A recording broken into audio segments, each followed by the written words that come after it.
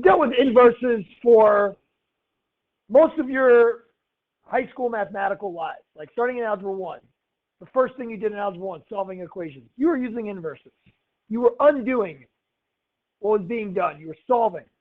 Inverses undo, okay? E to the x undoes log x, right? That's what we learned last unit. Like logarithms undo exponential functions. So these must be inverses.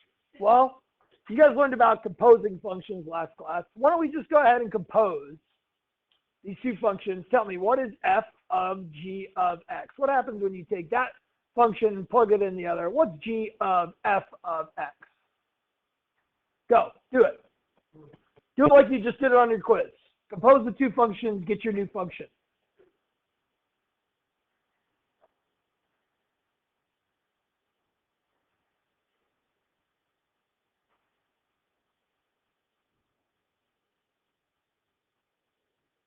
Yep. Yeah, but simplify, you know? We want a sophisticated function. Simplify. I want a more sophisticated function. No. We get f of the natural log of x. We get e to the natural log of x. Wait, e to the natural log of x is just x. F of g of x is just x.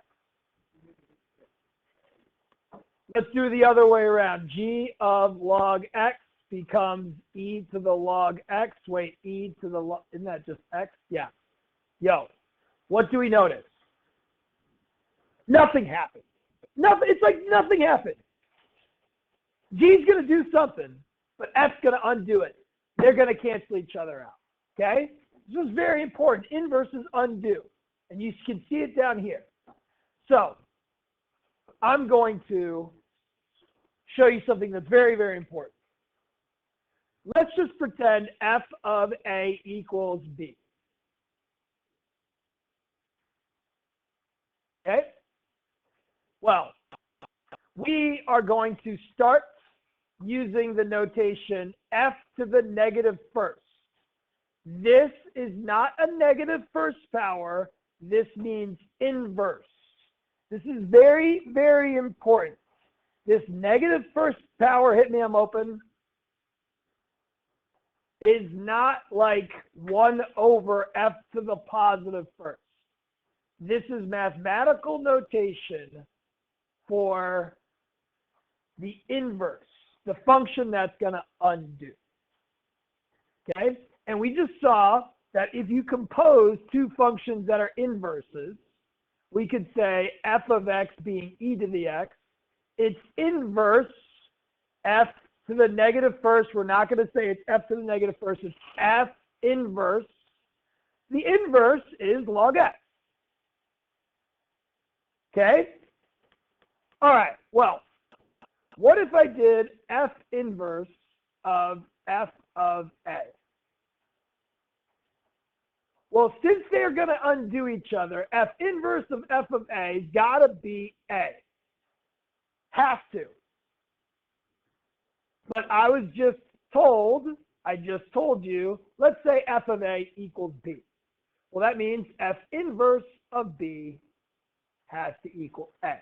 And this, my friends, is the key to inverses. And you're going to go to the top and you're going to draw this diagram and you're going to just keep this in your brain because it's the lesson. Take an input, say A. Ready? We're going to draw this on the top. Take A, plug it into your machine F. Your machine F will give you B. An inverse function will reverse engineer what was done. It will take that B and bring it back to A. It will undo what F did, and it'll bring it back to where it starts. This is one way of understanding inverses. Here's another way. Write this down. If f of A is B, F inverse has to take B and bring it back to A. Write this down. This is important. Or what I use mostly, especially in my calculus class, when we talk about inverse in one lesson, I talk about points. If f's got the point AB, the inverse function has to have the point BA. If we got this value plotting to this value, the inverse has got to bring it back to where it started. It's going to undo what's being done. Cool? So we'll start with the easiest question. What is f inverse of 5 if f of 2 is 5? Tell your neighbors. And if you don't get it, I'll show you how to get it so it makes sense, so it's easy. What's f inverse of 5 if I'm telling you big F of 2 is 5? Tell your neighbors. Let's say you don't know. It's like, well, Mr. Messer told me that the idea is that like points are flip-flops. Flip-flop points means you're like undoing. You're going backwards. Well, f as a point to 5, f inverse has to have the exact 0.52. It's got to start with 5 as an input and bring it back to 2. 2 goes to 5. 5 is going to go back to 2. F inverse of 5 is 2. Great. If I give you a table of values for a function, say h, you could create a table of values for h inverse. Please do that. What would be some points on h inverse?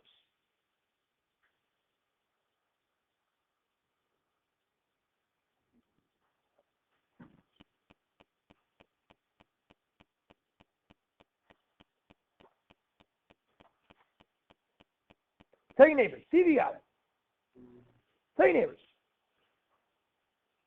You got it? You got it? You got it. You got it. Just write x h inverse. Great. Now, probably what I would be doing, though it actually doesn't matter, so if you guys did it, I'm not worried, is I'd probably go from least to greatest in terms of my inputs. I say inputs with parentheses because it's like, this is where it gets confusing, especially when we're talking x's and y's. Inputs go to outputs. We want to take our outputs and map them back to our inputs. So our outputs end up being our x's, our inputs. So it's like 8, 6, 2 go here. Well, I'm going to write 2, 6, 8. My inverse is going to take 2 and map it back to 6. It's going to take 6 and map it back to 5. It's going to take 8 and map it back to 2. Now, this is fun. You guys did this on your homework. You did it on your quiz. Please tell me, what is h inverse of h of 2? Go. What is h inverse of h of 2? You have 2 tables. Go ahead and do the work. What is h inverse of h of 2? Go ahead, do the work.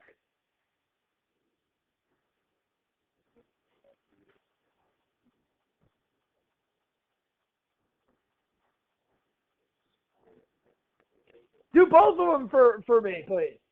What's h of h inverse of 6? What's h inverse of h of 2?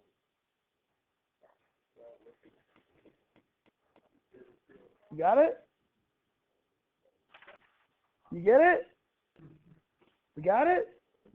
I hope some of you are like, what? I hope some of you are like, isn't it just 6? Without having to look at anything? Yeah. If these are inverses, they will undo each other. I should just get 6. But like kind of seeing it might help us understand. H inverse of 6 is 5. Well, h of 5 is 6. Yeah, that makes sense. It's like h of 2 is 8. The machine h took 2, brought it to 8. The inverse is going to undo that machine and bring it back to 2. Okay? So we just get 6 for this. We just get 2 for this. Cool. Now, I don't want to do this a specific way. I want you guys to figure out what G inverse of 2 is. And you have a graph and you have an equation for G. And I want to hear some different ways of finding G inverse of 2. Go. Go. Back up here, and then we're going to transition.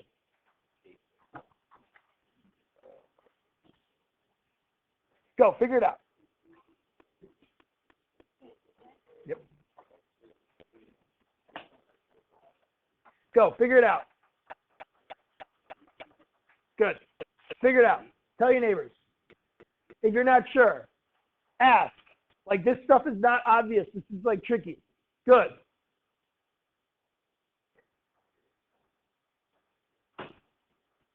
Nice. I'm seeing different ways to do it.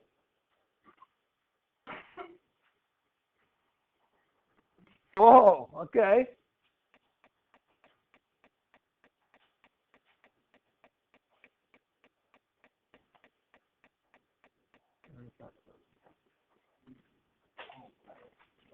But I like what you did.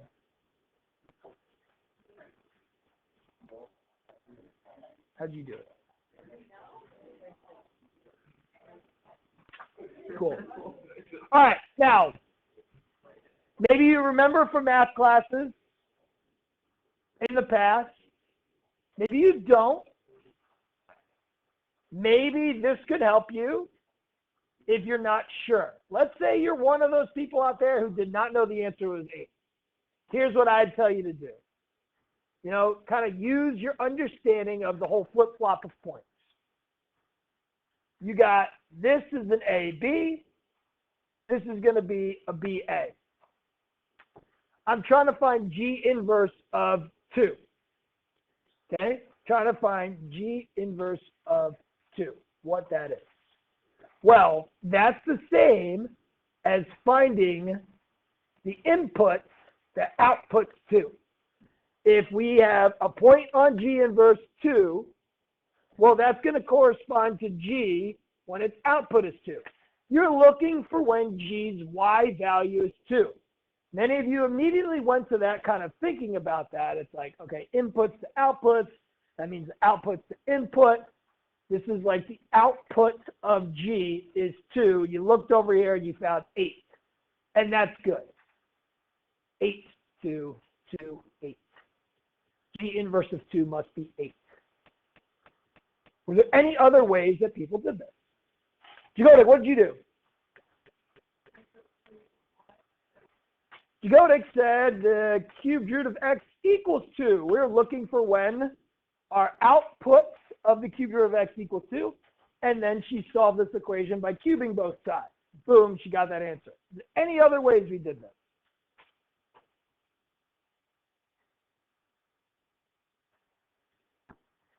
Did anybody think to produce the equation of the inverse? What do you think, Vandermeer? Nailed it. Guys, sometimes, and we will flip to the next page, it is advantageous to have the actual equation for the inverse. Yes, we understand the flip-flopping of points. That's important. A goes to B, B's got to go back to A.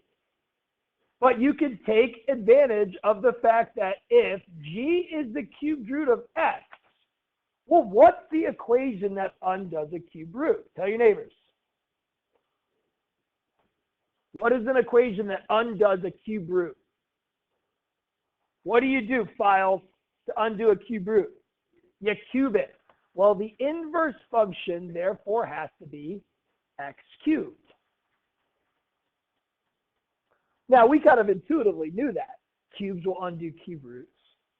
But when things get harder, it's not easy to intuitively know what is the inverse equation for like log x plus 3 or 2 to the x plus 1. Now, look at this. If I plugged in 2 into the inverse, it's essentially what Jagodik did. She cubed both sides to solve the equation, but boom, I get this 2, 8. Okay? How are we going to do this? There's multiple ways to do it. Here's the first way.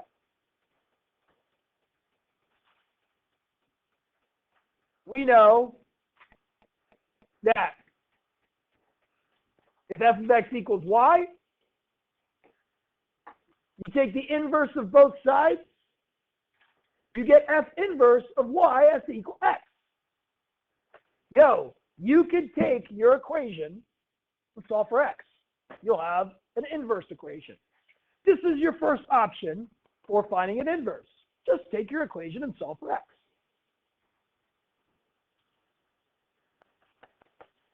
All right, so if I have this equation and I want to find f inverse, I'm going to solve for x. What would I do?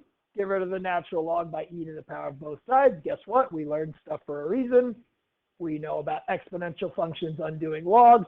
Don't you dare forget that. We'll subtract 3 and we get this equation. Now, what this is, though, sometimes it is confusing, sometimes it isn't. Let's just think about it. If I take a value, say an A, plug it in here, it would give me a B. Take that value B, plug it in here, it would bring it back to the A. It's like X goes to a Y, the Y will go back to an X. However, what we like to typically do is plug in inputs as X's. You could say this is your equation for f inverse of Y, and you could say it's e to the Y minus 3. And that's fine. Understanding that y's were your outputs of your original function, and this is confusing. If you don't understand it, it's going to be okay. Y's are the outputs of your original function. They become the inputs of our inverse. You could then say, well, it's like, all right, if I have an input, x, that's another exact expression here. So it's like you just finish off by replacing it with whatever you want. You can replace it with B. F inverse of B has to be A. Cool? That's kind of like what I like to do. I like to replace X's and Y's with A's and B's. Then we solve for A, and we get an F inverse of B equals A. F of A equals B, right? F of A equals B. Well, let's write what F of A is. It's 2 to the A plus 1. That equals a B.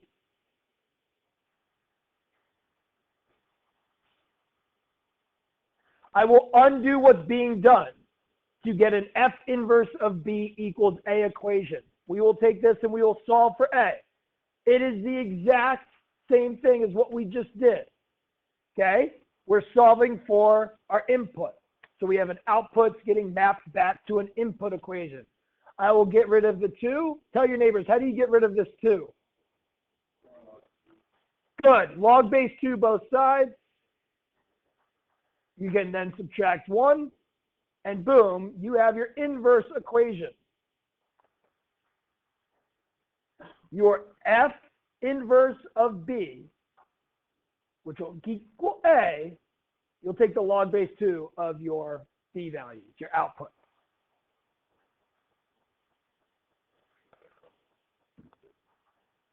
Minus 1.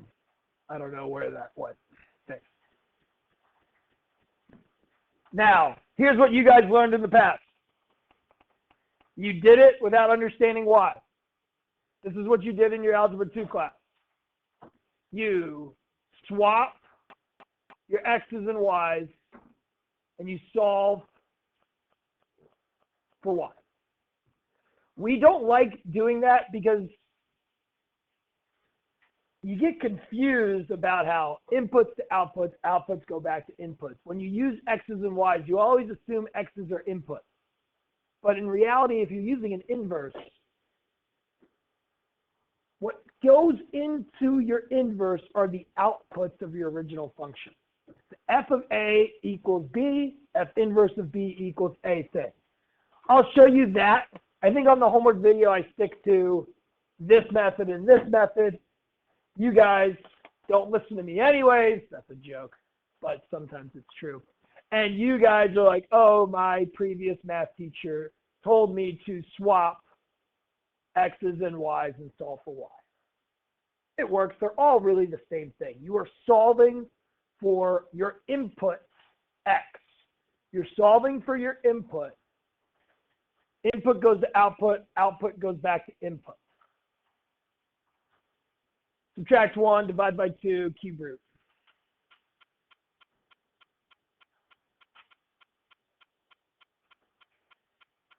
It's all the same. Cool?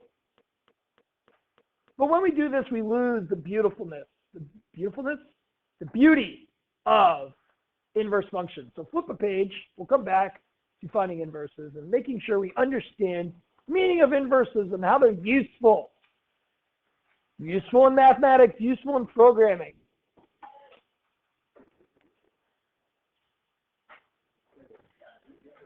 We okay? Cool. Here we go.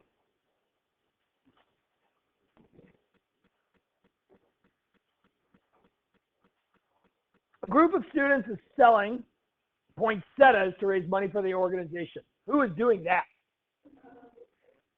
Anybody here, maybe out there, selling poinsettias to raise money? Okay, it might not be any of us. Great. The increasing function, M equals F of P, gives the amount of money in dollars raised by selling poinsettias. What would M inverse be useful for? Are the Cavalettes selling poinsettias? Is that the deal? All right, cool. I didn't actually know this. I'll figure maybe. I didn't know this. Okay, ready. This function gives the amount of money as an output by selling poinsettias. And it's an increasing function like this.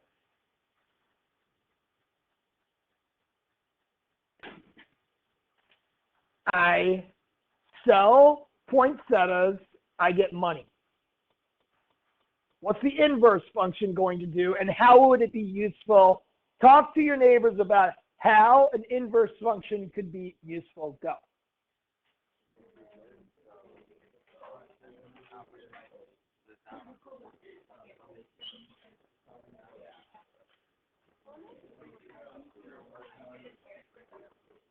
Let's say the organization, whoever they may be, has a goal that they need to obtain.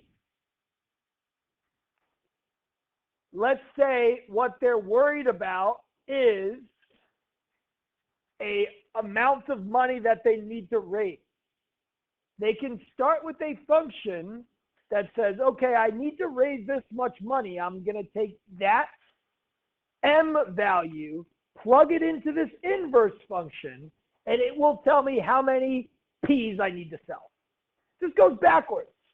You're going to start with M, and you'll be able to figure out the P. Maybe it looks similar, maybe it's a little bit different. That's the idea. You can either say, oh, everybody needs to sell 20 poinsettias. Oh, we're all going to be making this much money. Or everybody needs to sell $400 worth of poinsettias. And then you have to figure out how many poinsettias that you need to sell. Cool? All right. Talk to your neighbors about the next example. This is the idea about the inverse, like why it's useful. Depending on the situation, the inverse might be more applicable to be used.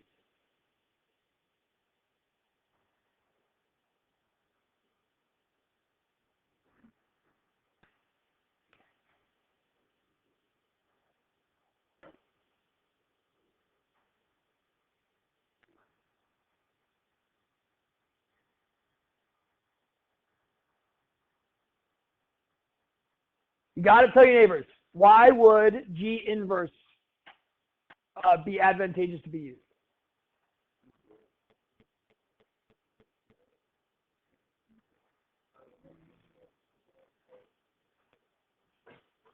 And this is why we don't like to use X's and Y's, guys, is because we like to think about it inputs. Here, I'm taking the amount of hours of milk production, and I will get gallons. Here, I want to produce, I want to achieve a goal. I want to produce 200 gallons of milk.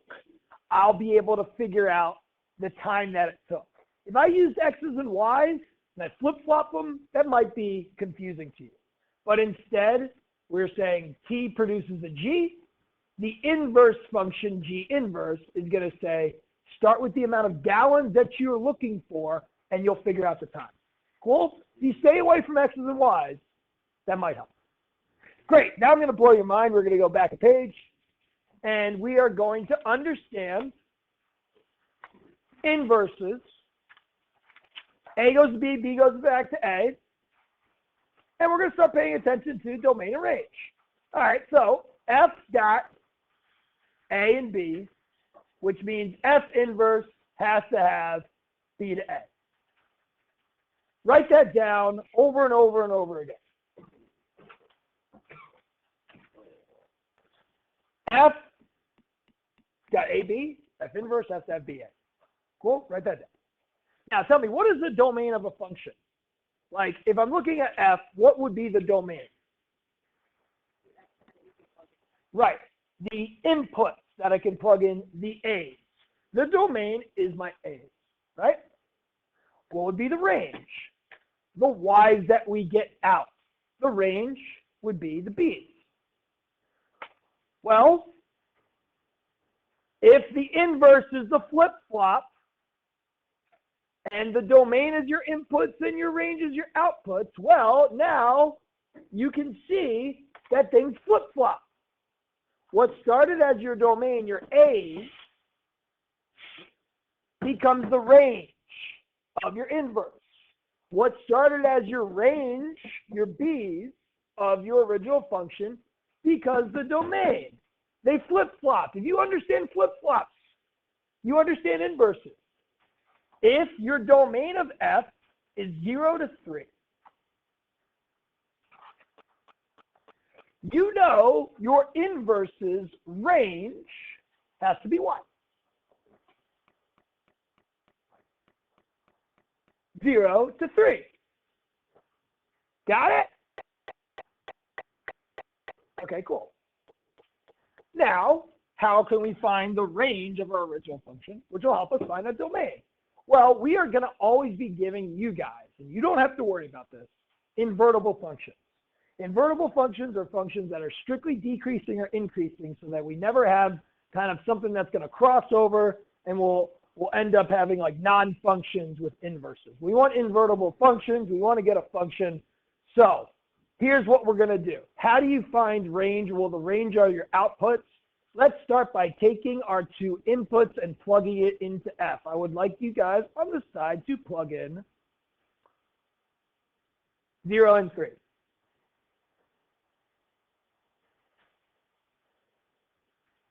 All right, plug in 0 and 3. Get your answer.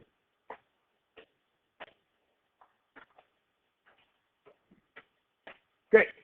Sorry, my foot hurt just for a second. Yeah, better now. All right, cool. We're plugging in 0 and 3. Tell your neighbors what you get when you plug in 0 and 3. Plug in 0 and 3. Everybody pay attention, I'm losing you. Oh, I didn't get that. Oh, I have to add 4. Yeah, that's all. Don't forget to add 4. There's a +4 over here. There's a +4 we got over here. You got, what do we got? Oh my goodness, guys, can we just do a couple things, please, for me? Like, plug in 0, plug in 3. Great. Yes. What?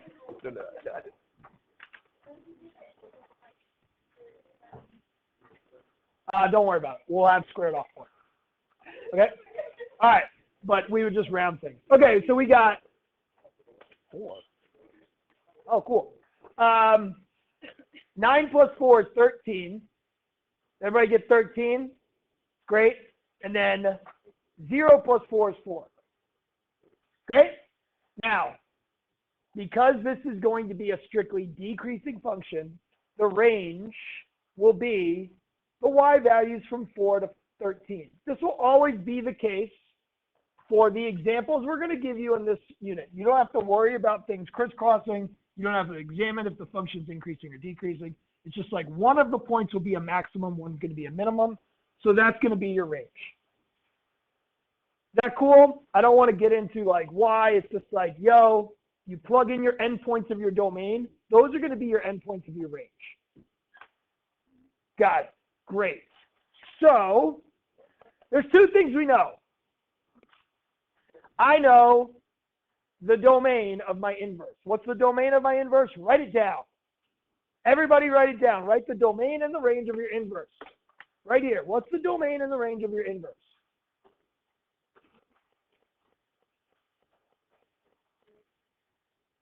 Great. The domain was my A. That becomes the range. The range becomes the domain. It's the idea of flip-flopping. Fantastic. So we got 4 to 13. There's two other things that we know. I know 2 points on my inverse. Write down your 2 points on your inverse. You got F's got the point 0, 13. You got F's got the point 3, 4. What are 2 points on your inverse? Write them down.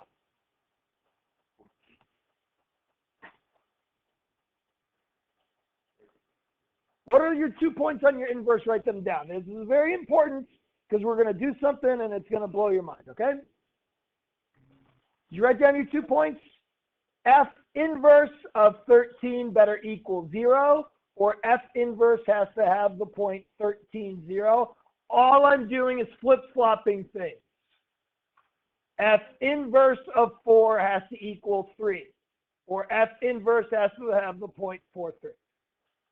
Right? We good with that? Anything crazy about what I just did? All I did was flip-flop things. All you guys are doing are copying things down, and it's a little bit disturbing, but we're going to be okay if you guys just know to flip-flop things.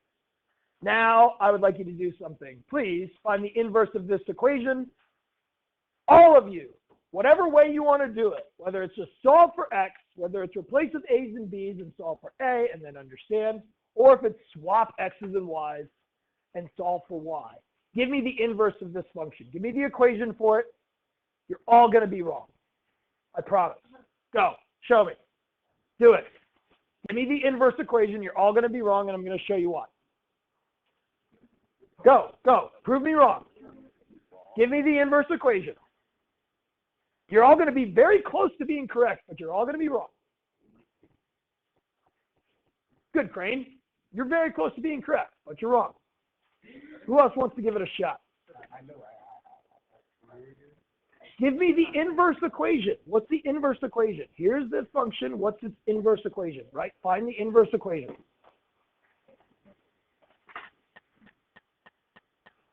There we go. Perfect, Shaw. You're very close to being correct, but you're wrong. No. Very, very close to yellow. You're very close to being correct, but you're wrong. Very good. Oh, you're very close to being correct, but you're wrong. No, don't do that. I like what you were doing, but you didn't do it right. Ah! I thought I had more time. Yo, here's the problem. Here's your problem. You need to understand when you use the square root that it's a plus or minus. You guys all just put a plus square root. That's why you guys were wrong. What you needed to do is subtract 4 square root, but you needed to pick the correct plus or minus side. In this case, you need to pick the minus side, because when I plug in 13, I better get 0. This is the inverse function. If you want to replace it with X's and Y's, your inverse function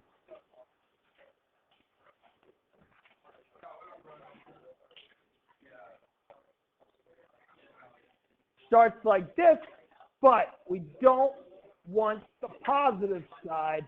I was so close to nailing that. Why? Because let's say I had the positive. Plug in 13. Okay? Sorry, 4.